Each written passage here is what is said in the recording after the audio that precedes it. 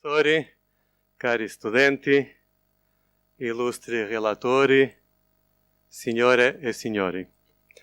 All'inizio di questo convegno, con il quale vogliamo celebrare il quarto centenario della morte di San Roberto Bellarmino, porgo un cordiale benvenuto a tutti i relatori e partecipanti. Grazie tante per la vostra presenza e la vostra sentita partecipazione. Saluto in modo particolare il professore Mark Menek, presidente della Fairfield University, e il padre Jerry Blaszak, vicepresidente della stessa università.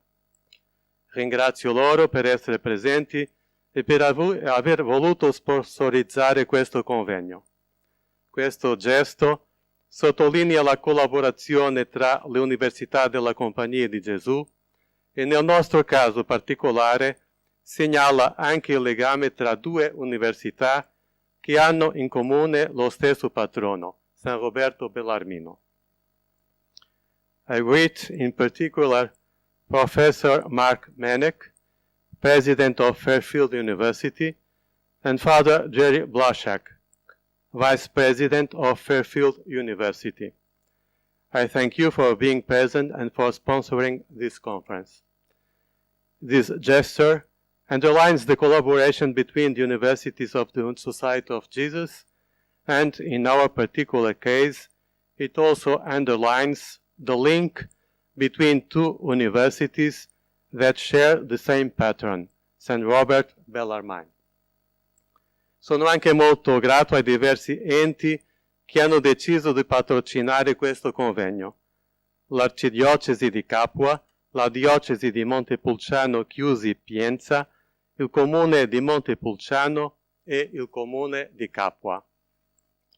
In altra occasione, e lo ripeto qui, che San Roberto Bellarmino è stato un uomo del suo tempo e nel suo tempo ha vissuto con grande intensità e generosità il suo amore alla Chiesa e a Cristo. Si è impegnato con grande profondità nella ricerca, nelle pubblicazioni e nell'insegnamento, ed è perciò per noi alla Gregoriana un esempio oltre che il patrono. La sua attualità come modello è stata sottolineata anche da Papa Benedetto XVI nell'udienza generale del 23 febbraio 2011, occasione in cui ha affermato: il Bellarmino insegna con grande chiarezza e con l'esempio della propria vita che non può esserci vera riforma della Chiesa se prima non c'è la nostra personale riforma e la conversione del nostro cuore. Ci imbarchiamo questo pomeriggio in un viaggio di 2 giorni che ci porta indietro di 4 secoli per approfondire la vita e l'operato di Roberto Bellarmino nel contesto delle problematiche del suo tempo. Ripensare Bellarmino tra teologia, filosofia e storia. Proprio in questo modo il comitato scientifico ha voluto chiamare questo viaggio. Esso ci offrirà l'occasione per ripensare una personalità chiave della Chiesa cattolica fra il 500 e il 600, rivisitando il suo contributo alla storia del pensiero, alla teologia e alle vicende politiche e religiose nel complesso periodo della Riforma cattolica. Ci lasceremo guidare da ben 18 relatori, scelti dai membri del comitato scientifico, che ringrazio di cuore per il loro lavoro e il loro impegno. Ricordo che il comitato scientifico del convegno è costituito dai professori Scott Broder, Massimo Carlo Giannini, Martín Morales, Enrique Pietras, Nicolás Stives e Dario Vitali. Ringrazio anche sentitamente l'Ufficio Organizzazione Eventi e la segreteria del convegno, costituita dalla dottoressa Silvia Mangano e dal dottor Ugo Taraborelli, per il loro impegno e efficienza. Durante il convegno vi invito a visitare in una delle sale del centro convegni, in realtà la sala qui proprio davanti, la mostra organizzata dalla biblioteca e dall'archivio storico della Pontificia Università Gregoriana. Per l'allestimento di questa mostra ringrazio la dottoressa Miriam Viglione, prefetto della biblioteca, il padre Martin Morales, archivista, e i loro collaboratori.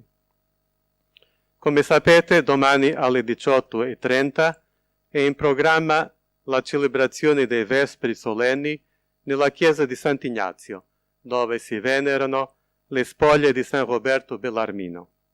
Questa celebrazione sarà presieduta dal cardinal Luis Ladaria, prefetto della Congregazione per la Dottrina della Fede, che ugualmente ringrazio per aver accolto subito il nostro invito. Ancora un cordiale benvenuto a tutti, tantissime grazie e buon lavoro. And thank you for the opportunity to be with you today. Fairfield University is honored to be co-sponsoring this seminal conference on St. Robert Bellarmine, his philosophy and history, as Bellarmine is our patron. Fairfield University is one of the newest American Jesuit universities. We are less than 100 years old, located on the coast between New York and Boston.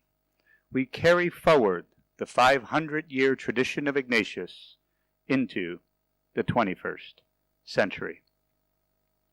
As a 21st century Jesuit Catholic university, we are dedicated to diversity and inclusion, to radical hospitality in service of racial, social, and economic justice.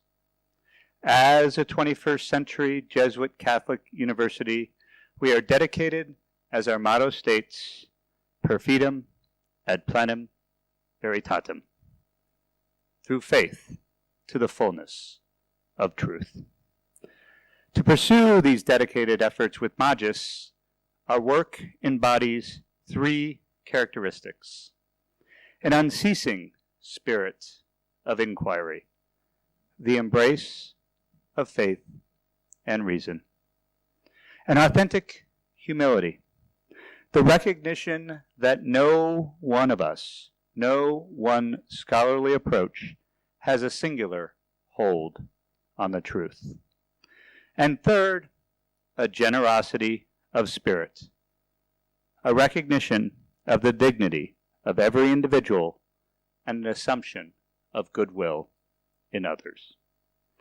As a university and scholarly community founded upon and fully embracing of a long-standing academic tradition, our work, as John Henry Newman summarized in The Idea of the University, is simple but sublime.